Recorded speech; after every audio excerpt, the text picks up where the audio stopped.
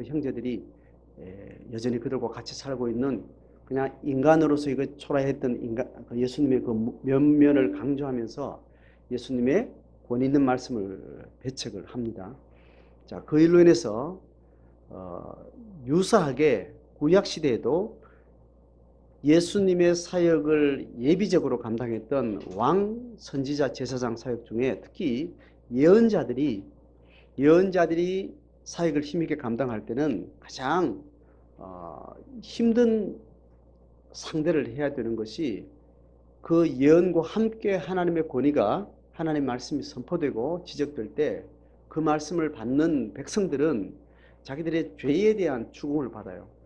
자기의 불신앙과 죄성에 대한 추구를 받기 때문에 선지자들이 가장 핍박을 많이 받는 그런 사역입니다. 그래서 그들이 사역할 때 그들이 말이 틀린 말이 아니고 그들의 권위가 하나님의 권위 있는 말씀으로 들려지는데 그들이 그 말씀을 받기에는 영적으로 아직 부족하니까 그것을 거절하고 싶은 거예요. 그래서 그것이 하나님의 말씀이 아니다. 이렇게 억지 저항도 해보고 하지만 그것 가지고 해결되는 게 아니고 저 예언자를 없애야 저 말을 안 들을 텐데 저 예언자들을 지금 이 땅에서 지금 사라지게 만들어야 저런 불편한 소리를 안 들을 텐데 이제 그런 심리들이 개인적으로 혹은 사회적으로 일어나게 돼요. 그래서 가장 그 예언자의 목소리를 내서 가장 어려운 사람은 죄성에 주도적으로 관여하고 죄를 주도적으로 감당했던 기득권자들, 왕들 혹은 제사장들, 지도자들 또 귀족들 이 사람들이 가장 불편한 겁니다. 민중들은 어차피 잃을 것도 없는 자들이고 하나님의 말씀을 그냥 그렇게 받는다 하더라도 이미 가진 자들 죄의 영향을 가장 많이 받고 그 죄의 영향을 가장 많이 받았다는 것은 공평한 공동체 하나님의 공의가 실행되는 공동체가 상하 계급 관계 가진 자와 가지지 못한 관계 권력 있는 자와 없는 자의 사회의 세속적인 사회의 흐름으로 자기 추구를 해갔던 그 기득권자들이 가장 불편한 겁니다.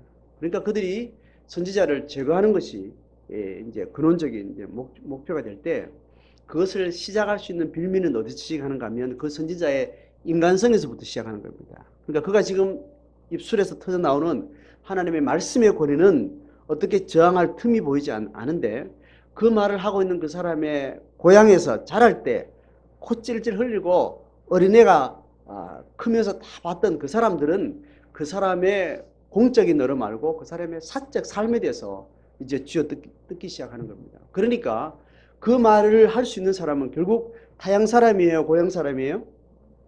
고향 사람이죠.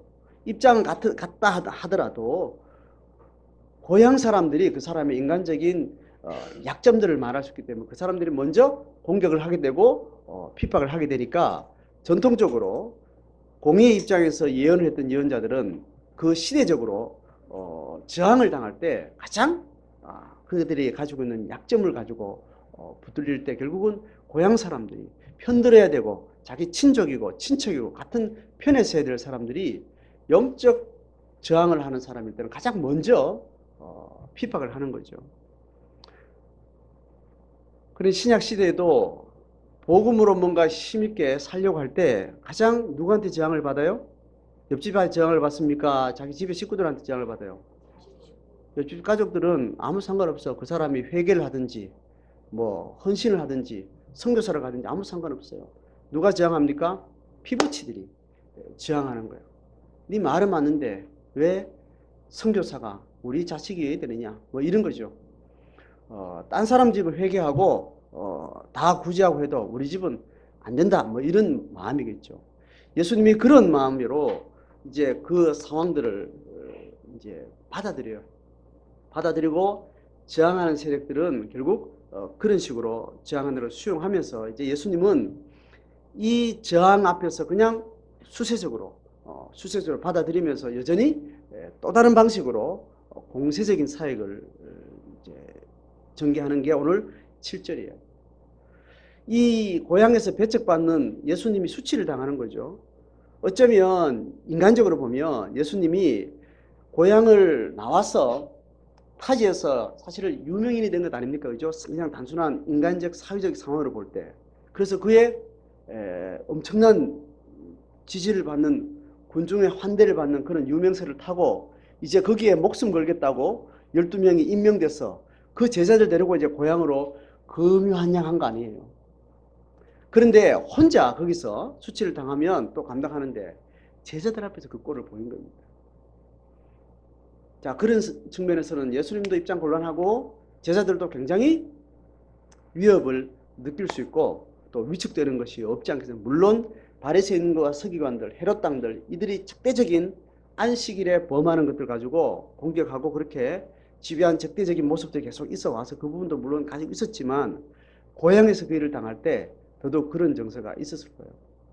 자, 그런데 예수님은 그 배척당하는 상황에 이제 다른 촌으로 이제 두루 다니게 된다는 이야기 6절에 나옵니다. 이에 모든 촌으로 다니면서 이제 가르치는 사역을 여전히 고향에서 배척받는 그 상황을 수용하면서 다른 데로 가게 돼요.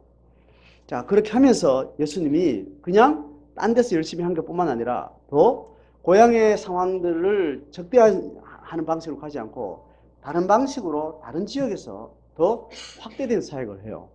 혼자 하지 않고 어떻게 해요? 제자들을 그냥 풀어버리는 거예요. 자, 이 양면성을 또 이 양면성의 전략을 아시겠죠?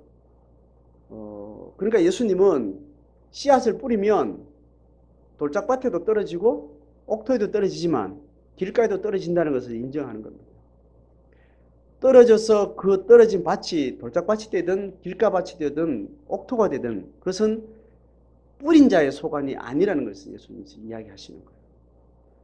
그래서 배척당하는 그 현장에 대해서는 또 수용을 하세요. 거기서 당하는 수치는 수치로 자기가 감당을 합니다. 그리고 또 옥토가 어디 있는지 내가 알 수 없으니 또 그렇게 복음의 사역은 하나님의 거룩한 경륜 앞에 중단 없이 전진할 것이라는 확신 속에 그렇게 또 뿌리며 나가는데 더 적극적으로 공세적으로 12제자를 풀어갑니다.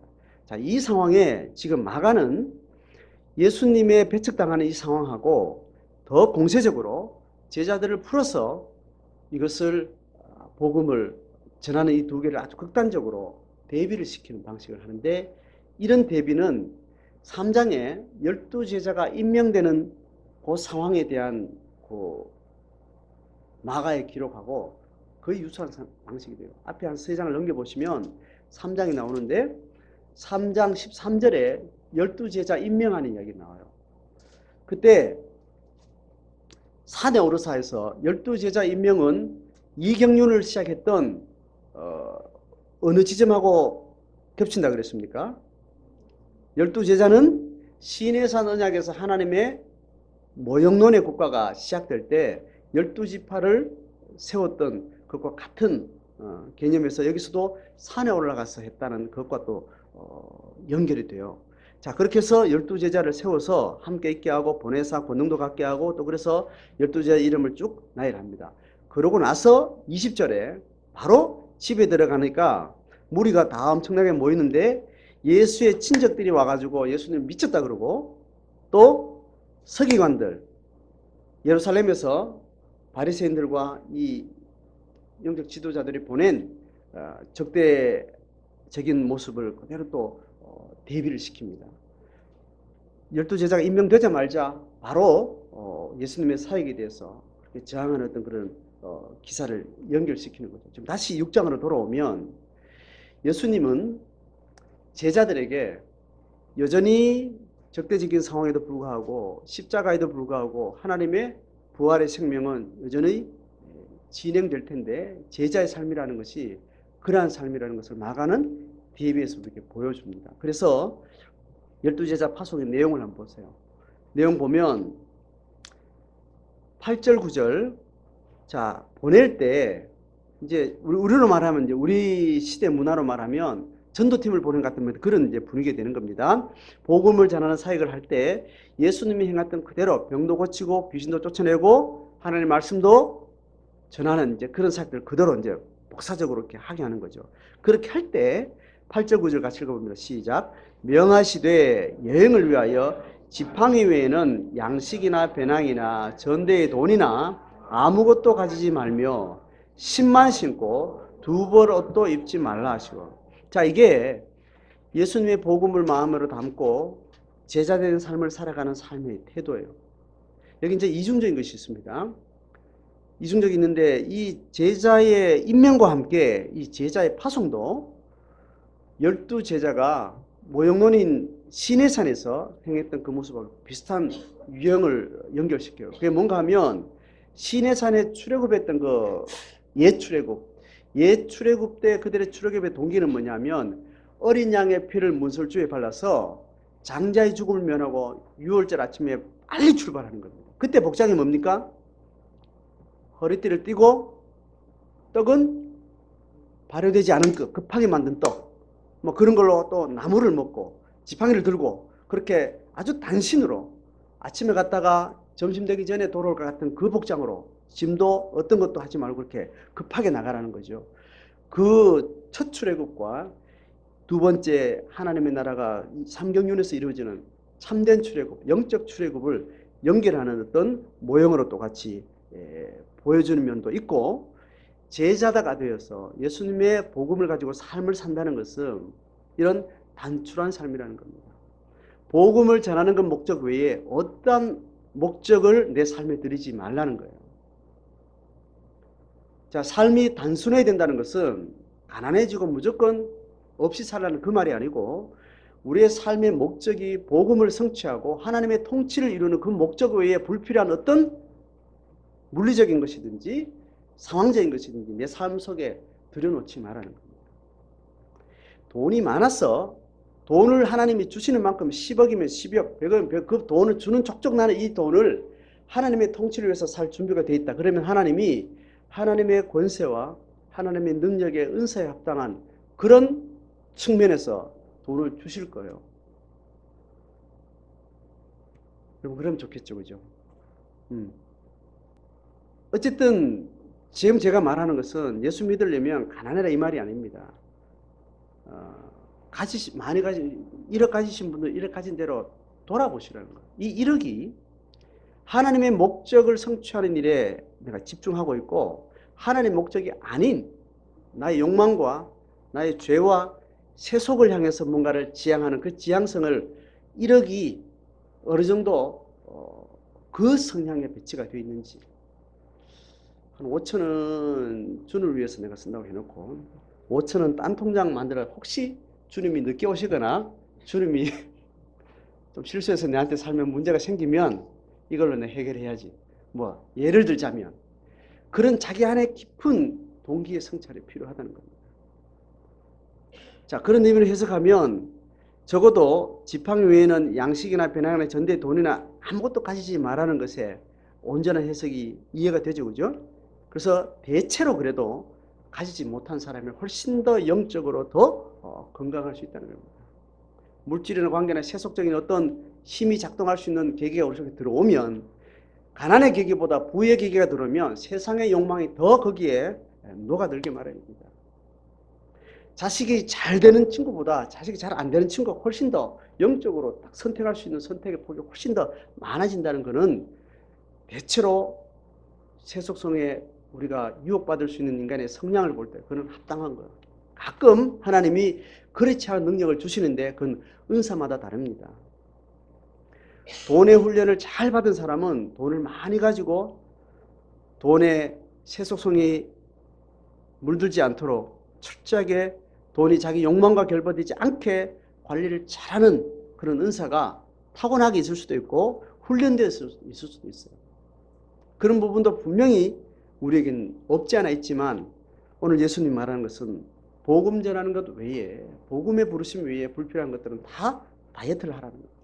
자, 그렇게 말하면서 이 제자들의 옷차림을 통해서 두 가지 측면들을 나가는 기록하는 것 같아요.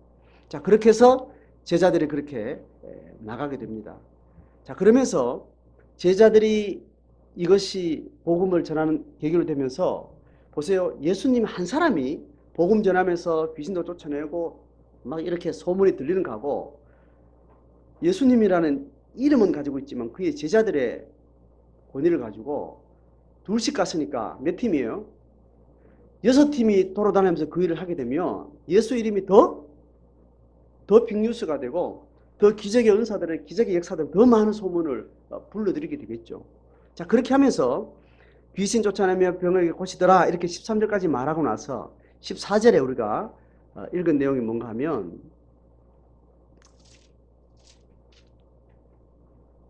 이에 예수 이름이 드러났다 그랬습니다. 예수 이름은 이미 이스라엘 전역에 이미 드러난 상태요, 안 드러난 상태요? 이미 드러났죠. 그러면 더 흥왕해졌다는 그런 뜻이겠죠. 이 예수님의 이름이 드러났다는 것이 이스라엘 사회 안에 어떤 영향이 있는가 하면 두 부류가 있는 거죠. 호감 있는 사람, 적대감 있는 사람, 뭐 이렇게 나눠지는 것 아니겠습니까? 지금 요 부위에서, 요 영역에서 예수님이 드러났다는 말은 마가가 어떤 측면을 말하려고 할까요? 네? 예? 예수님의 이름이 드러나서 반갑고 기대가 되고 흥분이 되고 좋은 긍정적인 이 대중들의 어떤 그런 측면을 지금 이야기하려고 할까요? 아니면 예수님 이런 것 때문에 불편하고 짜증나고 저걸 죽여야 되겠다 이렇게 기득권을 가지고 있는 사람들의 어떤 그런 측면을 말하려고 할까요? 자, 전자요, 후자요? 후자인 게 합의가 돼요? 왜냐하면 지금 세례 요한의 순교를 말하려고 하는 거죠. 예수님의 이름이 지금 알려졌는데 똑같이 알려지겠죠.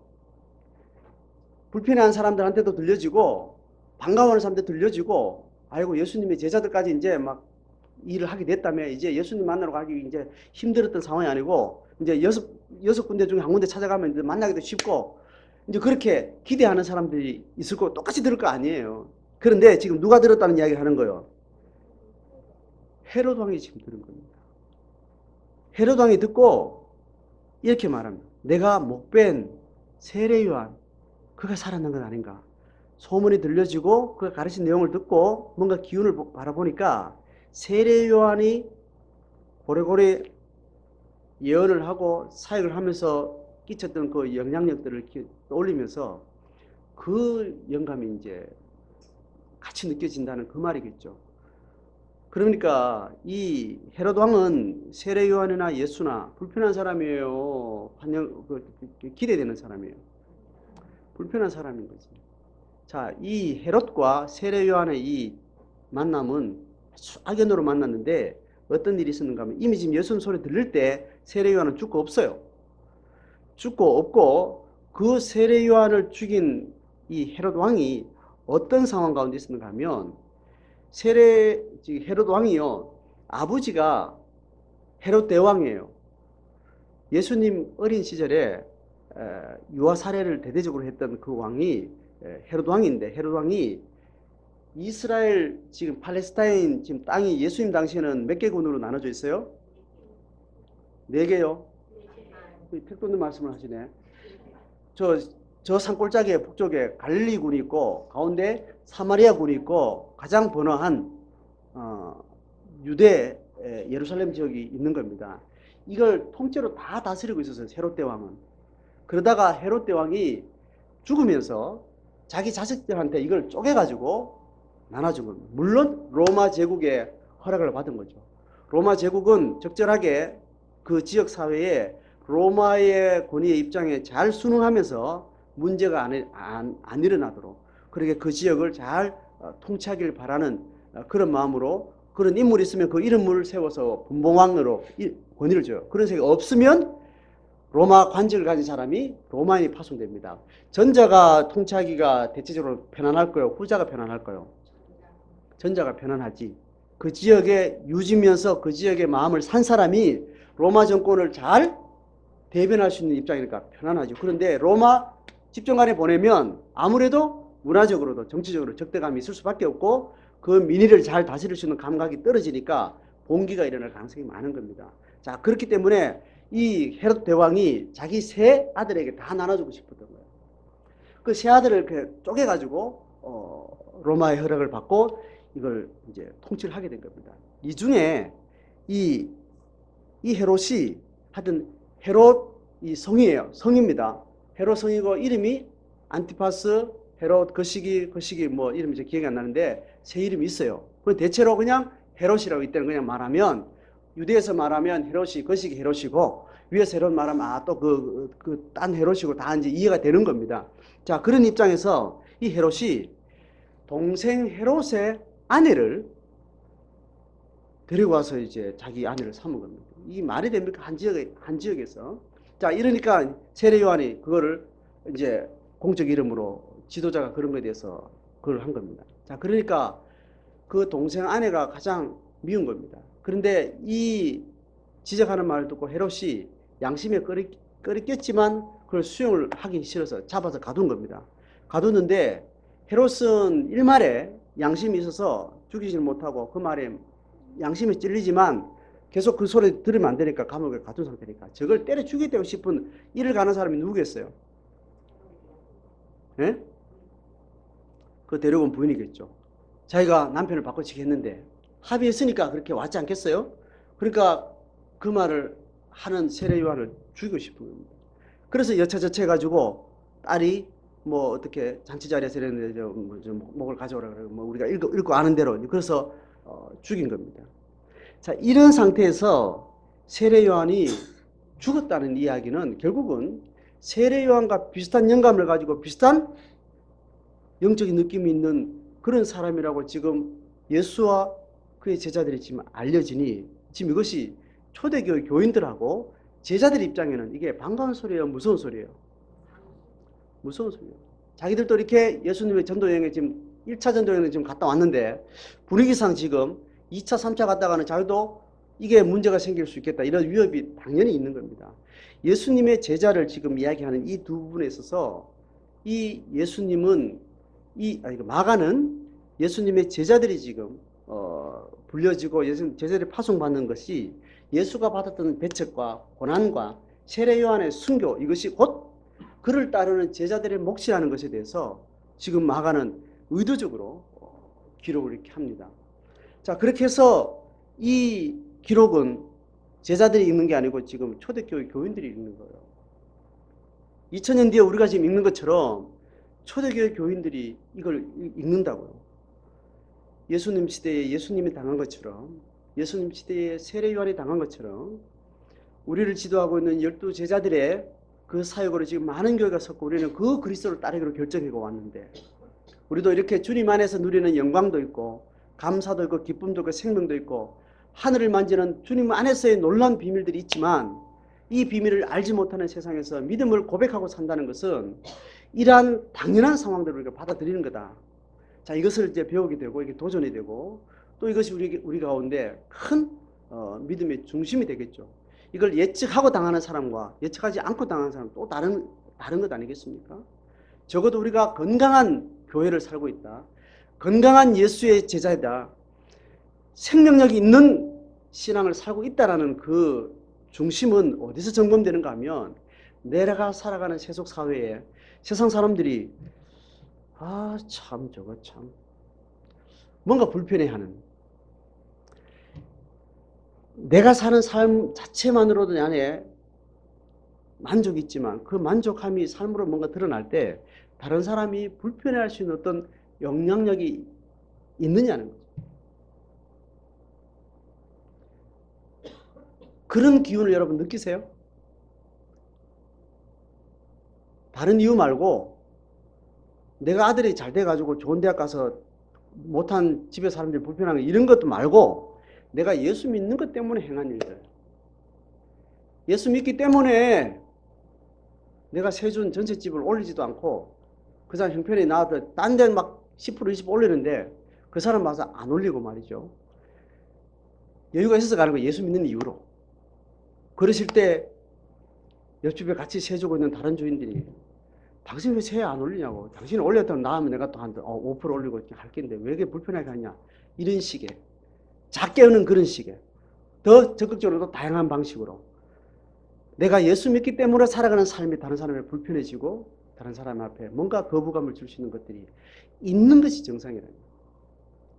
그래서 그것이 어떤 사람에게는 환영받는 옥토의 태도가 나오고 어떨 때는 어떤 반응 아주 적대적인 길가의 태도가 나오는 거예요. 그건 각자의 신앙과 영적 정황에 따라 다르게 나타나겠지만 내가 드러내는 생명의 현상은 그렇게 복음을 갈급하게 찾는 사람 입장에서는 그걸 환영받을 것이고 복음보다는 이 세속성에 계속 길들여져서 그것을 지키고자 하는 사람들은 계속 적대적일 수 있겠죠. 그거는 그 사람들의 몫이지 내 문제가 아니라는 거예요. 나는 다만 하나님 앞에 생명을 살아내는 거고 생명을 향해서 내가 정직하게 살아내는 것 그것뿐인 거죠. 자, 그렇게 해서 초대교회는 이 도전을 여전히 이 마가의 기록을 통해서 자기 점검으로 받아들입니다. 이것은 동일하게 우리의 모습으로 다시 보여줘요. 그것이 적극적으로는 순교의 상황까지 가는 시대가 있고 소극적으로는 그냥 불편해하고 환영하지 않고 혹은 그걸로 수치를 당하고 그런 가벼운 수준도 있겠죠. 이러한 것이 제자가 임명되어지고 하나님의 나라가 실제로 삼경륜을 통해 열방에 선포되고 시작되는 교회와 제자들을 통해서 나타나는 영적인 삶이라는 겁니다. 자, 그래서 예수님이 12제자를 보내면서 제자들이 나가서 했던 행위에 한 세 가지가 나오는데 12절, 13절 읽어보면 자, 그렇게 해서 제자들이 가요. 제자들이 가는데 자, 읽어봅니다. 12, 13절 시작. 제자들이 나가서 회개하라 전파하고 많은 귀신을 쫓아내며 많은 병자에게 기름을 발라 고치더라. 자, 예수님의 적극적인 영적인 싸움의 메시아적 사역이 아주 중요한 이게 퍼포먼스라 그랬죠. 상징적인 이 복음이 영적으로 어떤 일이 일어나는가를 이렇게 보여주는 게 귀신 쫓아내는 거하고 또요 병자를 고치는 거. 하나님을 알지 못하는 잃어버린 영혼들이 지배받고 있는 어둠의 권 사단의 영역 안에 붙들려 있는 아주 극단적인 재앙의 형태가 귀신 들림과 질병이라는 말이죠. 그 시대에는 적어도 고대의 사회는 이게 가장 직접적인 증상들이 그런 증상입니다. 자연재해, 전쟁 이런 것도 아주 극단적인 재앙 중에 하나긴 하지만 일상 속에서 사단의 권세가 가장 그 사람의 삶을 악하게 지배할 때, 고통스럽게 할 때 귀신 들림과 질병으로 나타나는 자, 그것을 뒤집는 사역들을 이렇게 하는 겁니다. 복음을 전하면서. 자, 이것이 이제 우리가 당하는 고통의 진원지가 우리 자신이나 우연이 아니고 어둠의 권세가 있다는 것을 계속 지적하는 겁니다. 그렇죠? 우리가 의지가 있든 없든 상황이 밖에서 상황이 됐든 내 안에서 상황이 됐든지 이유가 됐든지 그 이유의 그 근원에는 영적인 이유가 있다는 겁니다. 그래서 영적인 이유에서는 결국 사단의 적극적이고 주도적이고 지배적이고 계략적인 거짓을 주로 하면서 속여가면서까지도 그가 우리를 지배하고 있는데 그 사단을 공격하는 것은 진원지 공격이라고 그랬습니다. 자, 그 공격을 말하고 나서 그 다음에 12절에 이 측면을 우리가 제가 여러 번 설명했습니다. 그런데 이 12절 앞 이야기는 회개하라는 이야기는 예수님의 사역을 먼저 앞서서 길을 열었던 세례 요한도 하나님 나라가 가까웠으니 뭐라고요? 회개하라는 이야기입니다. 자, 회개는 좀 다시 우리 문화 속에서 다시 영적으로 다시 새롭게 정리되어지고 인식을 다시 이제 좀 해야 될 부분이 있는데 회개는 누가 하는 거예요? 귀신을 쫓아내는 거는 누가 누굴 쫓아내는 거예요? 믿는 자가 사단을 직접 공격을 하는 거예요. 회개는 누가 하는 거예요? 누가요? 예수 그리스도의 복음을 수용한 사람이 그리고 그 전에 사단의 지배를 받던 사람이 사단이 쫓아낸다는 객관적인 상황하고 사단의 지배를 받고 있던 그 인격, 그 인성의 주체가 다시 복음을 받아들일 때 내가 그렇게 살았던 거는 사단 때문이에요. 이렇게 말할 수 있죠. 그 말 맞아요, 안 맞아요? 맞죠. 이유는 사단입니다. 그놈이 아주 작당을 부린 거예요. 이렇게 말할 수도 있지만 다시 자기를 중심에 두는 어떻게 말할 수 있어요? 내가 죄를 사랑했어요. 내가 죄를 추구했어요. 내가 이렇게 했어요. 내가 이렇게 말할 수 있는 것도 맞아, 안 맞아요? 맞는 거죠. 이 두 가지는 같이 균형이 되어야 되는 거죠. 그래서 사단을 공격하는 것도 맞지만, 내가 주체이면서도 사단을 공격하는 게 맞지만, 그 다음에 또 뭐가 있어야 되는 거예요? 내가 나의 자의식과 나의 주체적인 자기 중심에서 자기 의지와 자기의 자발적인 그런 태도도 반드시 있어야 되는 겁니다. 그런 측면에서 회개하라는 말은 이 두 가지 측면의 균형에서는 아주 중요한 또 한 측면이 되는 겁니다.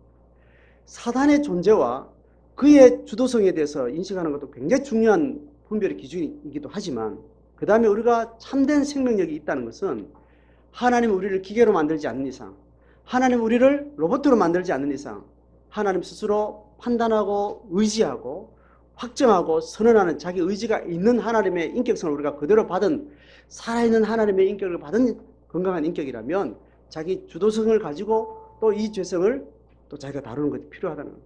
자, 그런 의미에서 내가 가지고 있던 죄성을 내려놓고 하나님의 생명의 내가 삶을 살겠다는 방향 전환을 하는 자기 의지를 말하는 겁니다. 그렇게 할 때 그 과거의 자기, 시간적으로는 과거의 자기가 되고 성분적으로는 죄성이 되는 이 자기 자아의 원내에 들어와서 그것이 계속 만들어졌던 죄성과 자아에 대해서 전적으로 자기 포기를 하는 겁니다. 예수님 말하기를 자기를 부인한다는 말은 아주 객관적인 언어입니다.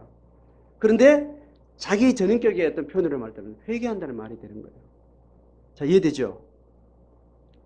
자, 이런 영적인 맥락 속에 우리가 그냥 상식적으로 회개하라 이렇게 말은 굉장히 우리한테는 긍정적인 말보다 부정적인 의도도 많이 우리 속에 있습니다. 신앙을 갖기 전에 이야기합니다. 신앙 갖기 전에 우리 한국적인 문화 안에서 윤리 도덕 수준이 굉장히 높은 정신 문화를 가지고 있습니다. 자, 그럴 때 우리가 일반적으로 그냥 상식적으로 생활할 때 문제가 된다고 지적받는 게 많을까요? 잘했다고 칭찬받는 게 많을까요? 지적받는 게 많은 어린 시절을 보냅니다. 수학의 수준을 우리가 배울 때 칭찬 듣는 것보다 지적받는 일을 많이 받고 있고, 그것이 애를 잘 키운다고 우리가 알아듣고, 어른들도 칭찬은 그냥 넘어가는 거야. 그게 자식을 위한 거야. 자, 이런 문화 맞죠? 그래서 어릴 때 자기가 그렇게 잘하는 줄을 모르고 크는 거예요. 그렇게 사랑스럽고 존경하고 잘하고 칭찬받을 만한 이렇게 많은 줄 모르고 계속 책망만 자기가 들었기 때문에 그 책망으로만 자기 인식할 때 우리 그냥 자존감이 낮은 겁니다. 그죠? 진짜 이런 윤리 수준이 높은 수준에서는 어지간히 잘한 것들은 그냥 덮어두는 겁니다. 당연하다 그러고. 자, 이런 분위기니까 우리가 누구한테 책망받는다는 것은 우리의 객관적인 태도를 받는 문화가 대체로 아니에요.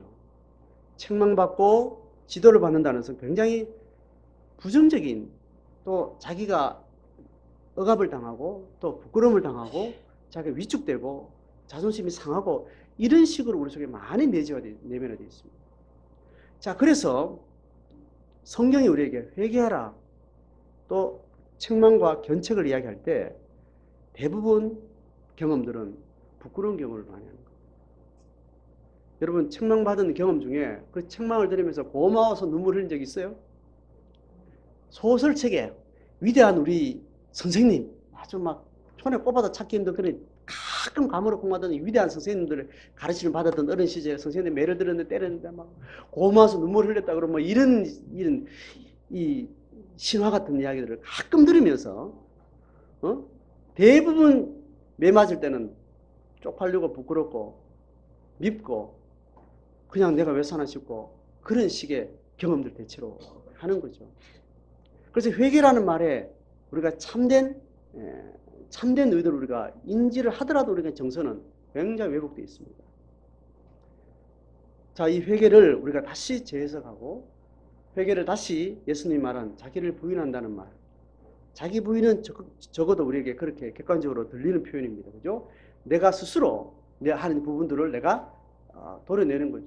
내 상처를 도려내고 나의 모난 부분을 끊고 나의 미숙한 부분을 단절하고 성숙으로 나가는 어떤 그런 태도의 어떤 그런 표현입니다.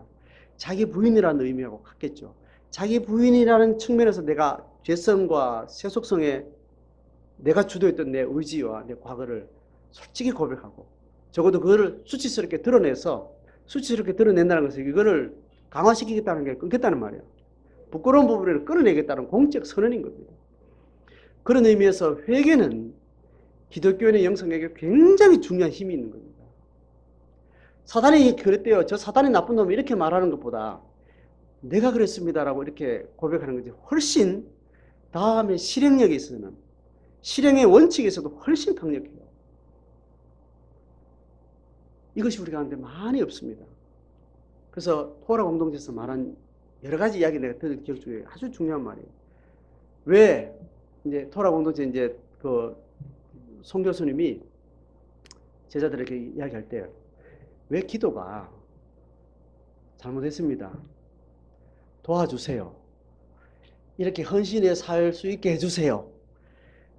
그 언어들이 다 그때 한국 사람의 기도 안에 하나님 앞에 적극적이고 공시적인 기도를 선언하면서 꼭 어떻게 내가 주님 앞에 순교라는 걸 가장 극단적인 헌신이라면 순교하겠습니다라는 말로 안 한대요. 순교할 수 있도록 도와주세요. 다 이렇게 토를 단다는 거예요. 그 자발적인 자기 의도는 자기 선포로 하겠다는 말을 결국 마침표를 못 찍는 거예요. 자신이 없어서. 그렇게 할 수 있도록 하나님 도와주세요. 그러니까 하나님이 순교 안 하고 나서 할 말이 뭐 있는 거예요. 내 기도문에 의하면 하나님이 도와주세요. 내가 한다고 말했으니까 하나님이 안 도와주셨네요. 이런 말이 되는 겁니다. 그 교수님이 우리 기도가 바뀌어야 된다. 아직 강을 딱 두고 볼 때 강 이 편을 사단의 편이고 강 저 편을 하나님 편에 할 때 우리의 태도가 어디 있다는 거예요. 우리 시점은, 우리의 시각은, 우리 앵글은 어디 있는가 하면 하나님을 바라보고 있지만 우리 몸은 어디 있다는 거예요. 사단의 편에 이렇게 이 영역이 죄상 그냥 머물러 있는 거예요. 시각이 그렇다는 걸 이렇게 설명하는 겁니다. 아직 한 번도 하나님의 건너편에 가서 이렇게 가진 시각으로 이렇게 세상을 보거나 심정을 가지고 아직 그렇게 안 했다는 거죠. 그죠?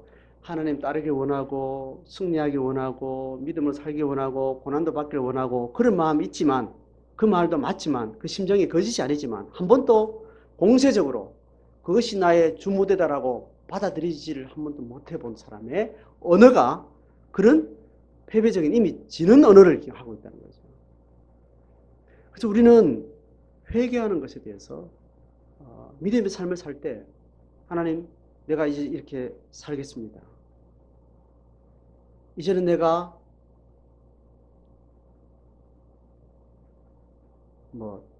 그렇게 살았던 삶을 이렇게 안 살고 이렇게 살겠습니다. 라고 기도 속에 선언하고 선포하는 것.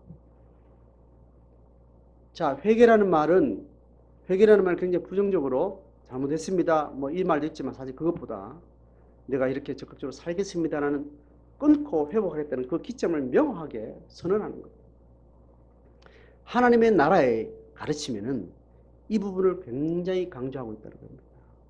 초대교회부터 예수님 시대부터 이분은 굉장히 강조하고 있다. 자, 이 회개의 언어를 하나님 이걸 회개합니다. 이 언어를 지금 말하는 게 아닙니다. 제가 말하는 거는 이 언어와 함께 이렇게 하겠습니다라는 적극적인 선언과 선포를 해요. 두 가지 양면성을 그대로 딱 하는 걸 말해요. 이걸 내가 공적으로 선언하고 나서는 혼자 안 해야지 마음먹었던 거하고 절대 태도 다릅니다. 사단도 영, 혼, 육의 영역 전체가 가지고 있는 총체적인 힘을 알아요. 그래서 우리가 공적 선언이 얼마나 힘 있는지 모른다고. 그냥 내 생각에는 공적으로 말했으니까 내가 마음으로 먹었다가 안 하면 아무도 모르지만 내가 말해놓고 안 하면 딴 사람 아니까 내가 더 의식해서 한다. 이 말도 있어요. 일리 있지만 사단도 내가 입술로 내가 말을 선언한 것은 사단도 범접하지 못하는 그런 권세 있는 힘이 우리 속에 있다는 거죠. 자, 그런 의미에서 우리는 회개라는 영역을 또 적극적이고 주도적이고 주체적인 신앙의 선언과 그 결정에 대한 실행력은 우리한테 굉장한 중요한 부분. 사탄은 이렇게 이야기합니다. 몸이 가기 전까지는 영도 포기하고 혼도 포기하는데 사단은 몸만 붙들면 사단은 이 싸움을 계속 유지할 수 있다는 거예요. 맞죠? 당신 예수 믿어 좋아요. 은혜 받고 회개하고 십자가 믿고 죽으면 천국 가는 그 하나님의 확실한 믿음을 가진 건 좋지만 몸은 내 안에 있어라. 사단은 결국 이거예요. 그렇다면 실제적으로 이 삼경륜을 이루는 이 시대에 하나님의 나라를 살아간다는 것은 영적인 회심, 또 신앙인 고백과 하나님 나라를 찬양하고 하나님을 추구하는 내 진정성, 그것도 중요하지만 결국 사단의 허리를 꺾는 것은 회개의 선언과 내 몸이 거기에 있는 거예요. 그래서 회개는 중요합니다. 자, 이제 인식이 됐죠? 자, 그럼 다음 설명을 한 단계 더 합니다. 회개는요, 하나님 나라의 영역에서 회개는 자기 자신 개인성 안에 머무는 데서도 확장됩니다. 보세요. 생명은 그죠? 하나님의 생명은 내 개인성에 머물러 있는 거예요. 내하고 권사님하고 한 몸이라는 거예요. 네? 한 몸이라는 겁니다. 우리가 죄성을 포기하고 자기를 부인하고 회개와 함께 하나님 나라의 삶을 동참하겠다는 것은 하나님 나라의 강력한 언어지만 이 회개가 개인성 안에 머물러 있는 성질이 아니라는 겁니다. 자, 그러니까 회개는 회개할 수 있는 심정과 인격과 영성은 내가 단독자로 있는 게 아니에요. 이 생명은. 하나님의 생명은 또 다른 하나님의 사람과 나는 한 몸이라는 이 의식이 자동적으로 의식되는 겁니다. 맞죠? 엄마가 내 배에서 난 애는 쟤는 쟤고 나는 애 이렇게 의식해요? 걔 죽으면, 걔 고통당하면 차라리 내가 고통당하지 제 몸을 그냥 둘 수 없는 게 하나님이 본성적으로 우리 안에 준 자연인격 안에 있는 생명의 힘이에요. 그게 하나님의 생명이라고. 그렇다면 회개는 내 삶의 영역에서 내 자의적으로 할 수 있는 영역 안에서만 회개가 아니라는 거예요. 성경은 끊임없이 회개는 연대적인 영역 안에서 회개를 요구를 해요. 그렇다면 내가 이 공동체를 사랑하고 이 공동체를 내가 섬긴다고 내가 말할 때 내 개인이 제자 손 앞에 회개했던 삶이 어디로 확장되는 거예요?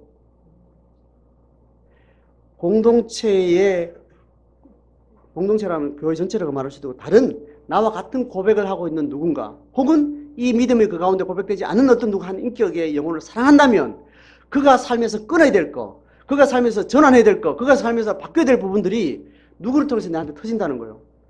내 인격을 통해서 터진다는 거예요. 이게 해야지. 그게 하나님 말씀이 이렇게 지적으로 오는 게 아니고 심정적으로 이미 온다. 내 아들이 저 길을 걸어가고 있으니 저걸 좋다고 걸어가고 있으니 하나님 저걸 고쳐주면 저 인격이 좀 바뀌어야 되겠는데 그걸 대신해서 누가 하는 거예요? 엄마가 하는 거예요. 하나님 내 아들 저 용서해 주세요. 하나님 내 아들 저기 때문에 저 잘못한 거 용서해 주세요. 저 모르고 하는 짓입니다. 용서해 주세요. 그 회개가 아들의 회개를 자기가 품는 거예요. 하나님의 나라는 이렇게 연결되는 거죠. 그래서 하나님 나라는 공동체적이라 그러고 생명의 참된 생명력이라고 이야기하는 겁니다. 그래서 다니엘의 기도를 내가 중요할 때마다 내가 언급하는데 다니엘의 기도가 다니엘 9장에 있습니다. 다니엘은 이스라엘 역사 500년의 마지막 편에서 나라가 망하는 시대에 그가 기도하는 예언자로 부름을 받아서 그가 많은 예언을 하고 9장에서 뭔 이야기하는가 하면 이 500년의 나라가 망함이 절대로 하나님의 나라의 좌절이 아니다. 이 국가가 망하고 나서 하나님의 새로운 영적 부흥의 때를 하나님께서 다니엘에게 비전을 주는 겁니다. 비전 주니까 예언자들이 마음 놓고 나라는 망해야 된다고 말을 한 거예요. 그게 나라의 주권을 가지고 있는 귀족들이나 왕들에게는 저거 때려 죽일 매국노잖아요. 그런데 하나님의 나라가 진정으로 일어나면 이 국가가 망해야 되고 영적인 공동체 다시 회복되는 하나님이 지금 그 기점을 준비하기 위해서 이제 바벨론에 하나님의 이스라엘 백성들을 팔아넘기시는데 이제 망하는 것이 하나님의 뜻이다라고 이야기하는 겁니다. 그러면서 망하는 계기가 뭐냐면 다시 망하는 나라가 다시 국가 형태는 아니지만 공동체적으로 회복돼서 하나님의 나라는 훨씬 더 발전된 시대가 올 텐데 그 시대에 가시될 요인은 뭐냐 하면 망하는 나라가 늘 가지고 있었던 죄성에 대해서 이걸 끊어야 된다는 거예요. 그러니까 다니엘의 9장의 기도는 결국은 이스라엘 공동체 전체, 시간적으로는 공동체 전체를 다시 공간적으로는 이스라엘 백성 전체를 쌓고 시간적으로는 이스라엘의 시내산에서부터 시작되는 그 언약이 계속 이스라엘 백성들에서 거짓된 것으로 계속 굳어놨던 그 긴 시간성의 죄성을 자기 그 시대에 안고 회개 기도를 하는 거예요. 그러니까 공간적으로는 이 시대 전체를 포함하고 시간적으로는 처음 시간부터 이 시간까지 모든 어둠의 권세에 있었던 하나님의 백성들의 그 죄를 내 가슴에 담고 하나님 앞에 회개하는 거예요. 이걸 하나님이 가장 기뻐하는 거예요. 이게 중보예요, 중보. 중보는 옆집 집 사람이 아파트 평수 좀 넓게 해줘서 이거 세소성을 강화되는 이거 말고 그 속에 하나님의 나라의 통치가 임하는 그것을 내 마음 가운데 가슴 아픈 마음으로 그 영혼을 위해서 기도하는 것. 연대적 회개. 이걸 중보라고 얘기하는 겁니다. 중보자가 없으면 하나님이 일하지도 않아요. 어차피 하나님 일할 때 내가 하나님 성령 앞에 내가 굴복하면 하나님 내 속에 바로 은사를 주시고 하나님 생명의 일을 하세요. 근데 내가 안 하고 있어. 그러면 하나님이 어떻게든 하려고 애를 쓸 거 아니에요. 성령님이. 그때 하나님 우리가 약속한 게 뭐냐면 네가 받아들이지 않으면 나는 한 발짝도 못할 거다. 네 내 동료다. 이렇게 말했잖아요. 그런데 예외가 있어. 네가 받아들이지 않으면 내가 안 하겠다. 이 말도 성취가 되고 내가 하고 있지 않는데도 하나님 일할 수 있는 여지가 있어요. 뭐예요? 너는 네 인격 전부가 아니고 너의 또 다른 한 인격이 이걸 기도하고 열망할 때 나는 거기에 응답할 자격이 있는 거죠.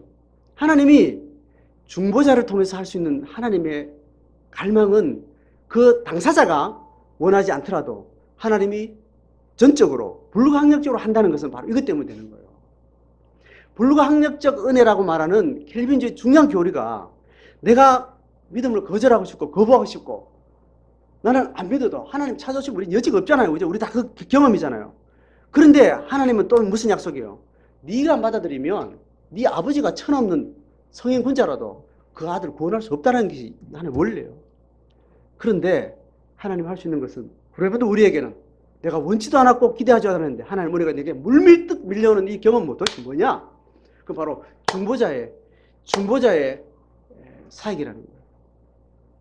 그게 100년 전에 어떤 선교사가 하나님 이 땅에 하나님을 그 기도가 되었든지 맨날 내한테 닥달하는 그 엄마가 기도하는 기도가 됐든지 어떤 방식으로든지 논리적으로 말하면 누군가의 중보가 있었기에 하나님은 내가 생각지도 않고 의도하지 않았던 그런 때의 그 상황에 나를 만나러 그냥 치고 들어오는 거예요. 그래서 이 중보 회개는 하나님의 나라가 임하는 사역에 아주 중요한 사역이 되는 겁니다. 자, 여러분 회개는 우리가 이런 영적인 영역과 함께 모든 신앙을 전제한 모든 영역 가운데 회개는 너무 중요해요. 자, 최근에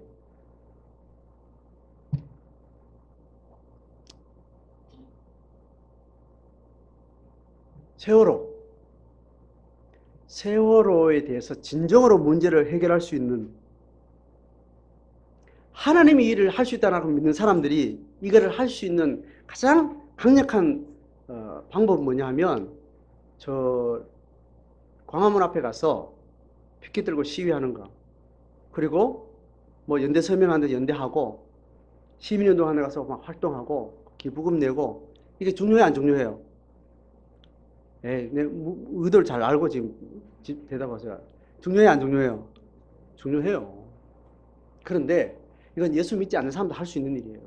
그런데 이렇게 된다고 해결이 되나요? 근원적으로 하나님의 사역을 아는 입장에서는 인간이 아무리 발버둥 쳐도 예수님 오기 전에 예수님 오고 나서는 하나님 없는 인간 세상에는 끝도 없이 가난한 자는 끊임없이 있고 핍박당하고 유린당하는 인권은 얼마든지 있다는 거예요.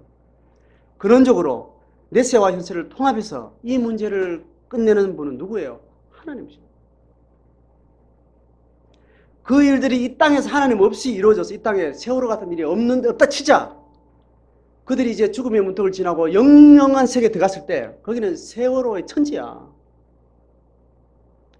그걸 누가 해결할 수 있냐? 세월호는 뭐야? 본체예요, 모형이에요? 모형이에요, 모형. 세월호는 모형이라니까요. 세월호에 빠져 죽은 애나 걔들이 장수하다가 100살 이후에 잘 살다가 죽은 애나 영혼은 똑같이 대책 없이 죽는 거예요. 그렇다면 하나님의 나라를 정말 바로 인식하는 사람은 뭘 하는 거예요? 중보하는 거지. 중보하는 거지. 이 땅에 실제적으로 현세 안에도 저런 일이 있지 말아야 되겠고, 이런 권력이 이제 바뀌어야 되겠고, 이런 문화와 문명을 만들던 이 어른들이 바뀌어야 되겠고, 한 걸음 더 나가면 저렇게 죽는 영혼들이 없어야 되겠고, 중보하는 것이 가장 큰 힘이 되는 거죠. 하나님의 나라를 믿는 사람들은 회개를 하는 겁니다. 저는요, 우리 은빈이가, 예빈이가 먹는 이야기를 내가 이제 하는 겁니다. 우리 예빈이하고 은빈이는 이렇게 나물 반찬 해놓으면 예빈이는 잘 먹어요. 콩나물도 잘 먹고 은빈이는 잘 먹나 안 먹는다. 이 인간은 죽어도 안 먹어. 타고난 입맛이 그런 부류가 있고 그렇지 않은 부류는 있더라고요. 똑같은 조건인데. 그런데 제가 어릴 때 그죠? 제가 어릴 때 초등학교 4학년 때 의성이라는 지역에 살다가 더 골짜기 청송이라는 데로 내가 이제 전학을 갔어. 아버님 목회를 하면서 4학년 동안 딱 2년을 살았는데 초등학교 제 집은 아주 또 거기서 또 꼴짝 그 한참 걸었던 꼴짝이에요. 꼴짝인데 약간 그 면 소재지하고 그 중간쯤에 초등학교가 있는 겁니다. 그러니까 이 꼴짝에서 한 몇 킬로 걸어서 이제 면세지 오면 이 학교가 있는 동네는 그래도 이 꼴짝보다 훨씬 더 약간 이렇게 도해지 물이 있는 데겠죠, 그죠? 그래서 하루는 이렇게 하여튼 그때 TV가 나왔는데 뭐 야쿠르트는 그야말로 뭐 최첨단의 문명의 음식이에요. 뭐 3분 카레, 뭐 5분 카레 뭐 이런 거 먹어봤다 TV에서 봤는데 실제로 먹어봤다는 건 촌 애들한테는 빅빅 뉴스인 거예요. 그냥 시골 갔다 방학 때 어디 갔다 와가지고 나 그거 먹어봤다 이러면 막 그 뭔데 이제 이런 이야기가 그걸 먹어본 사람도 있구나. 우린 TV에 맨날 그냥 나오는 줄만 아는데 그 TV에 나오는 뭐 음식들이 실제로 먹는 사람이 있구나라는 발견을 촌애들이 하는 거예요. 그래서 그 존재는 알았지만 한 번도 보지도 못한 처음 본 게 언젠가 하면 초등학교 현남국민학교요. 현남국민학교 이제 방학 때 친구들 놀러 가는데 그 동네 애들 중에 유모차에 애를 끌고 온 거예요. 유모차 애 타고 있는 것도 아마 그때 처음 봤을 거예요, 아마. 근데 유모차 애를 타고 와가지고 있는데 하여튼 그 조카쯤 되는데 내보다 누나뻘 되는 애가 야쿠르트를 있죠. 야쿠르트를 2개 가지고 있다가 꼭 깐난한테 먹이는 거예요. 그냥 그 문화 컬처 쇼, 그걸 봤다는 것 자체가 문화 쇼크예요. 그러니 어린 마음에 야쿠르트 먹는 인생은 참 대단한 부자다. 근데 내가 지금 어떤 기억이 있는가 하면 내가 청년 때 말이에요. 청년 때 우리 부장 집사님이 한 40대였어요. 그리고 우리 청년 때 한창 6, 7, 8년 선배가 갓 결혼을 했어요. 갓 결혼해가지고 내 청년 때 중국 교사를 하고 있었는데 수리를 갔는데 40대 된 우리 선생님, 학교 선생님 하던 우리 부장 집사님하고 그분 젊을 때 저분도 뭐 제자였게 교회에서 주일학교 제자였게 근데 이미 이제 청년이 돼서 결혼할 나이가 돼가지고 막 결혼했는 것 같아요. 결혼해가지고 이제 가정을 이루면서 이제 두 분이 이제 이야기하는 소리를 듣는데 아침에 일어나면 신문 보고 우유 먹는 게 좋으냐 야구르트 먹는 게 좋으냐 뭐 이야기를 하는 걸 내가 옆에서 들었어요. 청년 때. 그때 들으면서 내가 그때 그냥 인지도 않아 지금 이렇게 생각하고 그때 내 마음이 어떤 마음을 들었냐. 야구르트인지 요구르트인지 나도 좀 매일 먹어봤으면 좋겠다. 이 마음을 청년 때 한 거예요. 그러니까 내가 청년 때는 고등학교 때 똑같았겠죠, 그죠? 아버지가 한 번씩 저한테 오면 돈을 이렇게 500원 이렇게 100원짜리 주면서 야, 학교 이렇게 지내다가 배고프면 계란이나 우유 사 먹으라 이렇게 하면 줘요. 그죠? 그러니까 계란 먹는 게 이제 계란 도시락도 가끔 먹고 했는데 우유는 특식인 거예요. 내가 배고플 때 이렇게 우유를 사서 밥 말아 먹는 거는 고깃국에 밥 말아 먹는 거와 같은 정서란 말이에요. 고등학교 때. 자취하는 애니까. 집이 가난하고 이 문제가 아니고 자취했으니까. 그러니까 그런 분이에요. 뭐 이렇게 라면 먹으면 야 라면 끝내 먹고 국물은 남가나래 할머니 그렇게 말하면 내일 아침에 밥 말아 먹게. 그러면 그렇다고 남가놨다가 아침에 밥 말으면 너무 맛있는 거야. 하여튼 그런 분위기에서 자랐는데 그러니까 청년 때도 그죠. 내 청년 때도 내가 8학번이니까 청년 때도 그 부장지사님하고 이야기를 하는데 요구르트 우유를 사 먹는 게 문화가 내한테는 굉장히 낯설고 나한테 굉장히 드문. 그러니까 100원짜리를 들고 이렇게 주머니 넣고 다니는 형들이 굉장히 낯설어. 나도 주머니에 돈이라는 것을 넣고 다녀봤으면 좋겠다. 그게 청년 때 내 경험 이렇게 생각이에요. 그러니까 가난한 이렇게 목회자 아들이 이렇게 자취생활하게 현금을 들고 생활을 못 해보는 겁니다. 이 좀 길어져서 죄송한데 어쨌든 내 어린 마음에는 아이가 혹은 어른이 요구르트를 먹는 걸 일상에서 한다는 것은 굉장히 이렇게 수준이 있는 이제 그런 걸로 이렇게 문화가 됐단 말이에요. 내가 지금 은빈이 이야기 하려고 그랬는데 은빈이를 놓고 성빈이를 놓고 얘기 놓을 때 제가 교육전도사니까 대학 그 서울을 주말 부부로 왔다 갔다 신학교로 왔다 갔다 거리죠. 제 아내는 낮에는 주말에는 주일에는 여전도사 생활을 좀 하다가 여전도사 생활을 교육전도사 청년 때부터 했으니까 할 때도 있고 하지 않을 때는 아이들 5살 아이를 한글 교육하는 거 그때 유행이었어요. 한글 교육. 5살 애가 한글 교육되는데 그걸 이렇게 글로 안 가르치고 그림으로 하늘 하면 하늘이라는 모양을 보고 애가 하늘이라는 걸 이런 식으로 가르치는 한글 교육이 있어요. 그전에는 히읗이니까 발음이 하니까 뭐 이렇게 가르치지 않고 그런 획기적인 방법인데 그렇게 가르치니까 5살, 4살 애들이 하늘이라는 그 그림의 모양을 보고 하늘이라고 말한다는 거예요. 아이들이 그렇게 이런 것도 합당한 언어 획득의 방법이다 이래가지고 굉장히 센세이션해서 그래 막 가르치는 5살 애가 막 그리고 하는 게 굉장히 그러니까 그걸 했단 말이에요. 그거 빨간 선생님처럼. 그래 다니니까 우리 애들을 누구한테 맡겼냐면 제 처제한테 맡긴 거예요. 처제가 영덕에 살다가 나와가지고 조카니까 얼마나 상스럽겠어요. 그래서 먹인 게 뭐라? 저 팀에서 먹인 게 뭐라? 요구르트 좀 더 좋은 거 그때 나온 거 요플레. 요플레는 저는 또 문화 충격이었어요. 이 시큼한 게 거부감인데 뒤끝이 좋은 거야. 맞아. 그걸 애를 때 저 뛰자마자 먹인 거야. 지금 생각하면 그냥 손목을 잘라버려야 돼. 그런. 예. 그러니까 제가 애 키우던 92년도에 95년도에 그 어간에 그냥 그랬던 겁니다. 지금 생각하면 얼마나 좋은 거 사먹이고 처제 큰 처제 작은 처제인데 뭐 월급 타면 뭐 좋은 거 하고 맛있는 거 하고 뭐 아이스크림 주고 막 깐난 애한테 막 먹이는 성빈하고 애들하고. 그러니까 나중에 커서 5살 돼도 은빈이는 안 바뀌더라. 그래서 제가 이렇게 보면서 저는 평생 저런 음식 아직 먹고 있어요. 내가 인문학 공부를 시켜가지고 이게 얼마나 이 문명에서 이런 음식이 안 좋고 이게 지금 세계적으로 엄청난 인류의 지금 질병을 만들어가고 있고 이런 음식 문명하고 이걸 책을 많이 읽었어요. 그래서 저는 의식이 딱 들었어요. 이 음식은 좋고 나쁘고 문제보다는 굉장히 위험한 문화를 가지고 있구나. 뭐 이런 걸 내가 그래도 지 입맛은 바뀌어. 아빠 알겠는데 내 하나님 앞에 마지막 헌신해야 될 게 아마 이 영역인 것 같아. 하면서 그냥 반찬은 그거 투정하고 안 먹고. 알겠어 아빠. 내가 기도하고 할 때는 먹여지는데 안 할 때 또 안 돼. 이런 상황을 보면서 내가 걔를 책망해야 되겠어 회개해야 되겠어요. 회개가 되는 거야.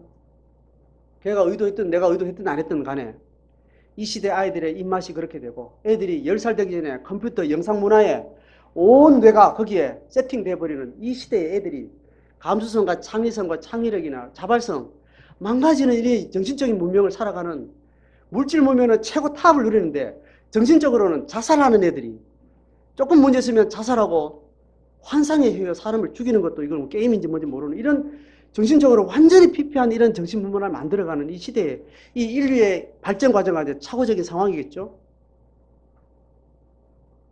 이 상황을 살아가는 애들이 뭐가 죄가 있겠나. 그게 다 일일이 뭐 잘못된 거죠. 그게 애의 고통으로 느껴질 때 회개하는 마음이 생기는 거예요. 일리가 있어요, 없어요?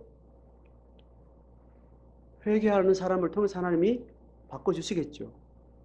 세월호 문제도 그렇고 우리가 아이들에게 주는 대학 입시가 인생의 전부라고 믿는 이런 학벌주의 사회에서 우리는 이미 안 그렇다고 갈로를 놓고 있지만 애들은 그거 아니면 세상의 존재가 불가능하다는 전적인 총체적 주입을 받고 중고등학교 20대까지 애들 산다고요. 여러분 그 아이들의 삶에 대해서 우리가 회개하는 마음이 있어야 돼요, 없어야 돼요? 그게 얼마나 평생 고통이 될 수 있다는 것에 대해 알면 회개가 되죠. 그게 머리에 인이 박혀가지고 걔가 열심히 공부해서 좋은 대학 가면 좋겠죠. 그러면 내한테는 뭐 복이 되겠지만 그 시대 애들 전체가 이렇게 왜곡된 시각을 가지고 인생의 풍성한 100가지 중에 한두 가지에 목숨 걸고 되면 대박 나고 아니면 죽어버리는 그렇게 편협하게 사는 이 시대 아이 영혼들의 일생에 대해서는 이 시대 회개해야 되는 거예요. 회개의 마음이 생기죠, 그죠? 자, 제가 지금 이야기하는 회개는 연대적 회개를 말합니다. 연대적 회개는 이 시대 공간 전체를 쌓고 또 시간 전체를 우리는 포함해서 할 수 있는 권세를 하나님은 그 권세에 한 점처럼 경점을 사는 인간의 가슴 속에 이 인류 역사 2000년 전체를 담아도 또 이 시간 지구촌 우주 전체의 고통을 담고 기도해도 하나님 반응한다 안 한다? 하나님 하겠다는 거죠. 적어도 그렇게 중보하면서 이 땅을 선지자로 살아가는 사람이 하나님에는 갈급한 거예요. 회개는 내 깊은 내 개인의 은밀한 내 심정에서부터 시작해서 내 행위에서 시작해서 이 시대와 공간과 역사를 관통하는 모든 인류의 고통에 대해서 근원적 해결자는 하나님이신 줄 알고 하나님의 역사 가운데 개입하시고 하나님께서 그 영혼을 살리시기를 믿는 자들이 하는 자기 선언이라고. 교회가 살아있다면 회개의 문화가 필요합니다. 여러분, 내 몸이 바뀌기 전에는 적어도 내 입으로는 10번 이상을 말해야 내 몸이 바뀌어요. 예수님이 말씀하셨고 오늘 제자들이 회개하라 선포했다는 영성이 지금 예수님이 지금 몸으로 감당하고 있고 제자들이 이어받고 오늘 2000년 동안 그의 교회와 제자들이 이어받고 받아 오늘 우리까지 와 있다면 오늘 우리는 이 가르침을 우리의 중요한 믿음의 삶에 중요한 권세가 되고 소망이 되는 아주 중요한 가르침입니다. 우리를 잘 성찰하시, 자기를 성찰하고 회개를 하라고 또 무슨 의무로 받지 말고 회개는 여러분 내 마음 가운데 고통이 느껴질 때 하는 회개 참 회개입니다. 내 회개하면 내 애가 좀 바뀔까 그렇게 기도하는 회개는 자기 욕망인 겁니다. 그런데 그것이 아예 고통으로 느껴질 때 그 고통의 해결자가 부모도 아니고 어떤 물질도 아니고 어떤 능력도 아니고 하나님만이 해결할 수 있다는 그걸 믿는 사람이 그 고통을 내 마음에 안고 하나님의 뜻을 구하는 기도예요. 우리 삶의 회개의 영성, 회개의 인격, 회개의 문화들이 우리 자신을 바꾸고 이 시대를 바꾸고 역사의 물꼬를 바꿀 수 있는 그런 능력이 되길 바랍니다.